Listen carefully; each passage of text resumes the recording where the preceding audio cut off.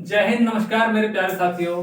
मैं आयुष आप सभी का एक बार फिर स्वागत करता हूं आपके अपने परिवार एग्जाम विद्यालय पर। देखिए साथियों, हमारी पॉलिटी की जो पिछली क्लास थी उसमें हमने भाग 1 को शुरू कर दिया था, जिसमें मैंने आपको आर्टिकल 1 से लेकर 4 तक कवर कराए थे। ठीक है, उसमें मैंने आपको बताया था कि भारत का राज्य क्षेत्र क्या होता है, भारत संघ क्या होता है, हम विदेशी राज्य को भारत में शामिल करते हैं तो कौन कौन सी प्रक्रिया अपनाते हैं, या फिर राज्यों का पुनर्गठन होता है तो वो किस तरीके से होता है। मैंने मतलब इसका एक बेसिक कॉन्सेप्ट आपको भाग 1 का आर्टिकल 1 से लेकर 4 तक समझाया था। ठीक है, आज हमारी भाग 1 का सेकंड पार्ट है, यानी कि जो पिछली क्लास थी वो हमारी पार्ट 1 थी, और जो हमारी आज की क्लास होगी ये पार्ट सेकंड होगी।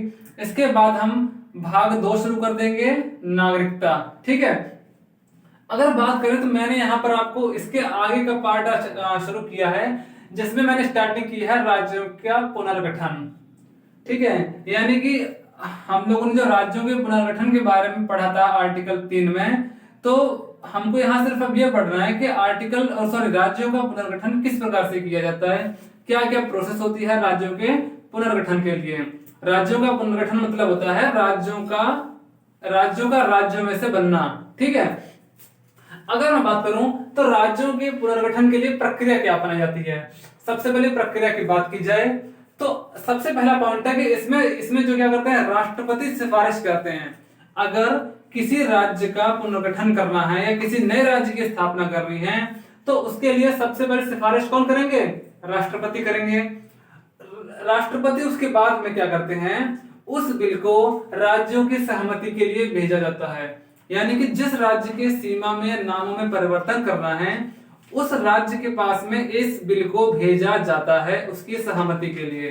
ठीक है, अगले पॉइंट में दिया हुआ है कि इसमें राज्य की सलाह बाध्यकारी नहीं है, यानी कि उस बिल पर राज्य चाहे जो सलाह दे दे, संसद उसके लिए बाध्यकारी नहीं है कि उस सलाह को माने या ना माने। ठीक है, अगला पॉइंट है कि राज्यों की सलाह के लिए बाउंड भी लगा सकती है। अगर राष्ट्रपति चाहे तो राज्यों की सलाह के लिए उस पर बाउंडेशन लगा सकते हैं कि राज्य इस पर कोई सलाह नहीं दे सकती। मतलब यह है कि उस पर रोक लगाई जा सकती है राज्यों की सलाह देने पर। तो यहाँ पे होता क्या है कि राज्यों को एक प्रस्ताव भेजा जाता है एक फॉर्मेलिटी के रूप में, और ये सलाह कोई राज्यों की सलाह जो है इसमें कोई बाध्यकारी नहीं होती है, ये सिर्फ एक फॉर्मेलिटी होती है। और एक लिमिटेड समय के अंदर, यानी कि एक समय सीमा निर्धारित कर दी जाती है, उस समय सीमा के अंदर ही राज्य को उस बिल को वापस राष्ट्रपति के पास क्या करना होता है, भेजना होता है। यानी कि अगर ये तीनों के तीनों प्रोसेस पूरे हो जाते हैं उसके बाद में क्या करते हैं, राष्ट्रपति इस बिल को संसद के किसी भी सदन में पेश करेंगे और सिंपल वोटिंग से क्या होगा, ये हमारा बिल पास हो जाएगा। कहने का मतलब यह है कि राष्ट्रपति ही सिफारिश करते हैं राज्यों के पुनर्गठन के लिए। उसके बाद में इन 3 स्टेप्स को फॉलो किया जाता है। इन तीनों स्टेप्स को फॉलो करने के बाद में राष्ट्रपति संसद के किसी भी सदन में क्या करेंगे, इस बिल को रखेंगे और वहां पर उस बिल को सिंपल वोटिंग से पास करा दिया जाएगा। सिंपल वोटिंग से पास करने के बाद में उस बिल पर राष्ट्रपति जी के साइन होंगे और साइन होने के बाद में फाइनली राज्य का गठन हो जाएगा।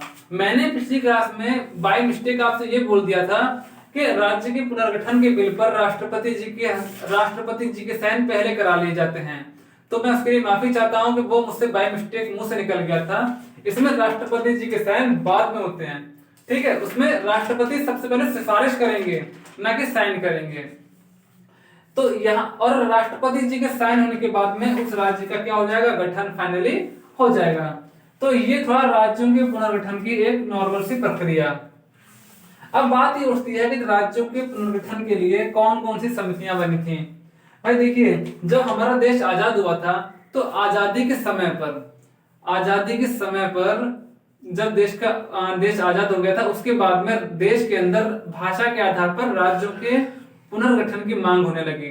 यानी कि भाषा के आधार पर राज्यों के गठन की मांग होने लगी।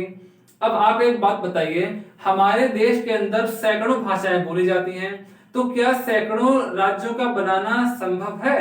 तो भाई ये हमारे लिए बहुत बड़ी कठिनाई हो रही थी कि हम भाषा के आधार पर राज्यों का पुनर्गठन कैसे करें। उसी के लिए हमने क्या किया था, आजादी के बाद में 3 समितियां बनी थी जो कि बहुत ही फेमस हैं। सबसे पहली समिति है धर आयोग, जिसके अध्यक्ष थे एस के धर। ये बनी थी 1948 में। इस समिति ने क्या किया, इस आयोग ने अपनी सिफारिश में कहा कि भाषा के आधार पर राज्यों का गठन नहीं किया जाएगा। ठीक है। उसके बाद होता क्या है, एक दूसरी समिति बनती है जेवीपी समिति 1948 में। इसके कोई अध्यक्ष तो देखो नहीं बोल सकते, लेकिन जो इसके जेवीपी जो इसका नाम है ना, इसमें इनके क्या लिखे हुए हैं, तीनों के तीनों मेन लीडर के नाम लिखे हुए हैं। जे से हमारा होता है जवाहरलाल नेहरू, वी से वल्लभ भाई पटेल और पी से पट्टाभी सीतारामैया। यानी कि ये तीन लोग ही इस समिति के अंदर सबसे मेन रोल में थे। जब ये समिति हमारे 1948 में आई तो इस समिति ने भी बोल दिया कि राज्यों के भाषा के आधार पर राज्यों का गठन नहीं किया जाएगा। उसके बाद में एक तीसरी कमेटी बनती है भाई, जिसका नाम था फजल अली आयोग। बहुत ही ज्यादा हाई प्रोफाइल, बहुत ही चर्चित और जाने मानी समिति है, क्योंकि इसी आयोग की सिफारिश पर भारत में राज्यों का पुनर्गठन हुआ था। फजल अली आयोग जो कि 1953 में इस आयोग का गठन किया गया था, इसके अध्यक्ष हैं हमारे फजल अली, और इसके दो अन्य सदस्य भी थे। भाई सदस्यों का नाम आपको याद करना पड़ेगा, क्योंकि ये हर कोई रट के चला जाता है, सदस्य आपके पूछे जाते हैं। तो के एम पडिक्कर और हृदयनाथ कुजरू जो कि इस फजल अली आयोग के सदस्य थे। इस समिति ने बोला कि भैया भारत में भाषा के आधार पर राज्यों का गठन हो जाएगा। ठीक है, क्योंकि जब तक इन समितियों ने अपनी सिफारिश दी थी और इसमें जब कह दिया गया कि भैया भाषा के आधार पर राज्यों का गठन नहीं होगा, इसी के विरोध में क्या हुआ, दक्षिण भारत में विद्रोह होने लगा।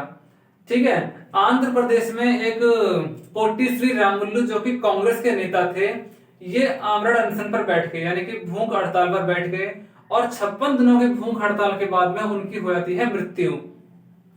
जब उनकी मृत्यु हो जाती है तो उसके बाद में दक्षिण भारत में बहुत बड़ा विद्रोह शुरू हो जाता है।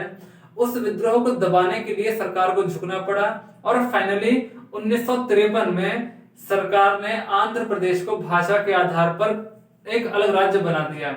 यानी कि 1953 में भाषा के आधार पर अलग होने वाला पहला राज्य हमारा कौन सा था, आंध्र प्रदेश था।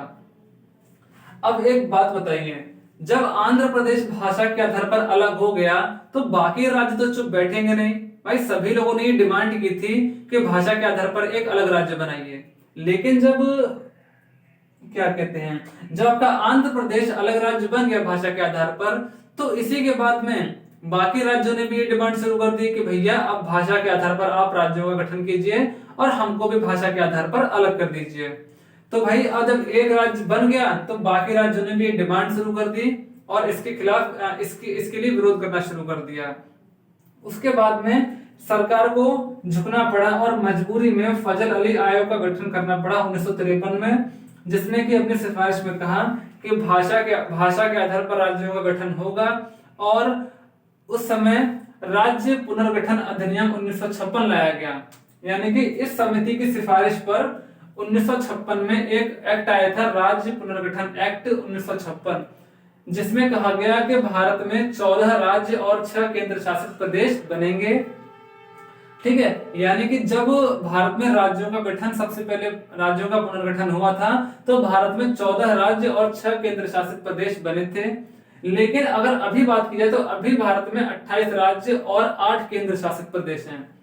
देखिए, आप लोगों से क्वेश्चन सीधे सीधे वहां से पूछा जाता है कि बताइए राज्य पुनर्गठन अधिनियम 1956 के बाद जो राज्य बने, उन राज्यों का गठन कब कब किया गया था। यहां से क्वेश्चन आपसे नहीं पूछा जाएगा कि राज्य पुनर्गठन अधिनियम 1956 के तहत कौन कौन से राज्य बनाए गए। सबसे ज्यादा संभावना क्वेश्चन बनने की यहां से होती है कि कौन कौन सा राज्य कब कब बना था। तो मैंने आपके लिए सिर्फ वही लिखा है जो आपके लिए इंपॉर्टेंट है, सारी थ्योरी मैंने आपके लिए नहीं लिखी है क्योंकि आप लोग उसमें कंफ्यूज हो सकते हैं। तो देखिए, राज्य पुनर्गठन अधिनियम 1956 के बाद जो नए राज्य बने थे, मैंने उनकी डिटेल यहाँ पे लिखी है। 1953 में सबसे पहला राज्य बना था हमारा कौन सा, आंध्र प्रदेश, जो कि भाषा के आधार पर गठित होने वाला पहला राज्य था। उसके बाद में 1960 में महाराष्ट्र और गुजरात का गठन कर दिया गया। फिर 1963 में नागालैंड को बनाया गया। 1966 में पंजाब, हरियाणा और चंडीगढ़ को बना दिया गया। भाई देखो, चंडीगढ़ है क्या? चंडीगढ़ दरअसल एक शहर है जो कि पंजाब और हरियाणा दोनों की राजधानी है।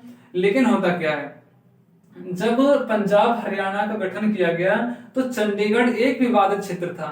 यानी कि पंजाब कह रहा था कि हमारा क्षेत्र है, हरियाणा बोल रहा था कि ये हमारा क्षेत्र है। तो इसलिए क्या किया सरकार ने, इस विवाद को निपटाने के लिए चंडीगढ़ को केंद्र शासित प्रदेश बना दिया। यानी कि ना तो अब इस पर पंजाब का कंट्रोल, ना इस पर हरियाणा का कंट्रोल, उसको केंद्र शासित प्रदेश बना दिया और दोनों राज्यों की राजधानी चंडीगढ़ को बना दिया गया। जिससे क्या हुआ, इस समस्या का समाधान भी हो गया। 1970 में हिमाचल प्रदेश का गठन किया गया था भाई। 1972 में बात करें तो 3 राज्य बनाए गए, मणिपुर, त्रिपुरा और मिजोरम। सीधा सीधा क्वेश्चन यहां से आपसे पूछा जाएगा कि बताइए भैया इनमें से किस राज्य का गठन किस सन में किया गया, आपको याद करना पड़ेगा। मैंने बहुत ज्यादा थ्योरी नहीं लिखाई है, नॉर्मल आपके लिए जो एग्जाम के पॉइंट ऑफ व्यू से रिलेटेड है, मैंने सिर्फ वही आपके लिए लिखा हुआ है, ठीक है। 1975 की बात करें तो सिक्किम का गठन कर दिया गया था, ठीक है। अगर उसके आगे चले तो 1986 और 87 में, मैंने यहाँ पर 2 सन इसलिए लिखी हैं क्योंकि अलग अलग बुक्स में अलग अलग सनों को जिक्र किया गया है। तो 86-87 आपको लेके चलना पड़ेगा, आपको जो भी मिल जाए एग्जाम में उसको आप टिक कर दीजिएगा। तो 1986-87 में मिजोरम और अरुणाचल प्रदेश का गठन किया गया था, ठीक है। 1987 की बात की जाए तो गोवा का गठन किया गया।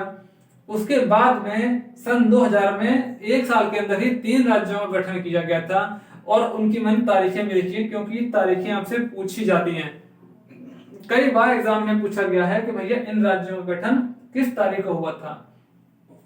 अगर हम बात करें तो 1 नवंबर 2000 को, यानी कि 1 नवंबर सन 2000 को छत्तीसगढ़ राज्य का गठन हुआ था, मध्य प्रदेश से अलग, यानी कि मध्य प्रदेश में से ही छत्तीसगढ़ को बनाया गया था, ठीक है।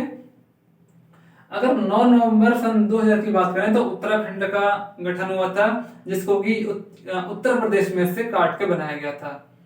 अगर अगली बात करें तो 15 नवंबर सन 2000 को झारखंड का गठन किया गया था बिहार से, यानी कि बिहार में से काटकर झारखंड को एक अलग राज्य बना दिया गया। यानी कि 15 दिन के अंदर ही 3 नए राज्यों को गठन कर दिया गया था सन 2000 में, ठीक है। अब उसके बाद बात करें तो 2 जून 2014, अभी लेटेस्ट ही बात है ना, कि आंध्र प्रदेश से अलग करके तेलंगाना को भारत का 29वां राज्य बनाया गया था। लेकिन वर्तमान में 28 राज्य इसलिए है क्योंकि जम्मू कश्मीर क्या होता है, राज्यों की श्रेणी से क्या होता है, हट जाता है और उसमें से 2 केंद्र शासित प्रदेश बना दिए जाते हैं, ठीक है। अगर हम बात करें 31 अक्टूबर सन 2019 की, तो लद्दाख और जम्मू कश्मीर, यानी कि जो जम्मू कश्मीर पहले एक राज्य हुआ करता था, नॉर्मल राज्य हुआ करता था, उसको राज्यों की श्रेणी से हटाकर 2 केंद्र शासित प्रदेशों में बांट दिया गया। कौन कौन से, लद्दाख और जम्मू कश्मीर। पहले क्या था भाई, देखो भारत में राज्यों की संख्या थी 19 और केंद्र शासित प्रदेश थे 7। उसके बाद क्या हुआ, जम्मू कश्मीर को राज्यों की श्रेणी से हटा दिया गया तो राज्य हो गए 28 और जम्मू कश्मीर को 2 यूनियन टेरिटरी, 2 केंद्र शासित प्रदेशों में बांट दिया गया, जम्मू कश्मीर और लद्दाख। तो पहले 7 थे तो उसमें 2 राज्य और ऐड कर लीजिए तो अब हो गए आपके 9 केंद्र शासित प्रदेश। लेकिन आपका जो 26 जनवरी 2020 को दादर व नगर हवेली अलग राज्य था और दमन व दीव, मतलब ये 2 केंद्र शासित प्रदेश हुआ करते थे पहले। तो दादर व नगर हवेली और दमन दीव को क्या कर दिया गया, आपस में विलय कर दिया गया और फाइनली हमारे 9 से वापस 8 केंद्र शासित प्रदेश हो गए। तो मैंने आपको यहाँ पर एक थ्योरी बता दी है कि भैया राज्यों का पुनर्गठन अधिनियम कब आया, कौन कौन सी कमेटियां बनी, राज्यों का पुनर्गठन किस प्रकार से किया जाता है। आपके लिए ये इनफ है, इनफ है आपके लिए एसएससी जीडी एग्जाम के लिए। जीडी क्या मतलब, आप कोई भी एग्जाम दे लीजिए, क्वेश्चन आपको यहाँ से देखने को मिल जाएगा, इससे अलग क्वेश्चन आपको नहीं मिलेगा। आप प्रीवियस ईयर पेपर उठा के देखिएगा, ठीक है। देखिए भाग 1 आपका यही में समाप्त हो रहा है क्योंकि इसमें इससे आगे कुछ और है नहीं। ज्यादा आपको मैं इतना नहीं बताना चाहूंगा कि आप कंफ्यूज हो जाएं। इतना पढ़िए क्योंकि सिलेक्टिव पढ़िए जो एग्जाम के पॉइंट ऑफ व्यू से रिलेटेड हो, ठीक है। ज्यादा पढ़ने का कोई फायदा नहीं है, सिर्फ टॉपिक वाइज सिलेक्टिव कंसेप्ट को आप पढ़ें तो आपके लिए बेटर रहेगा, ठीक है।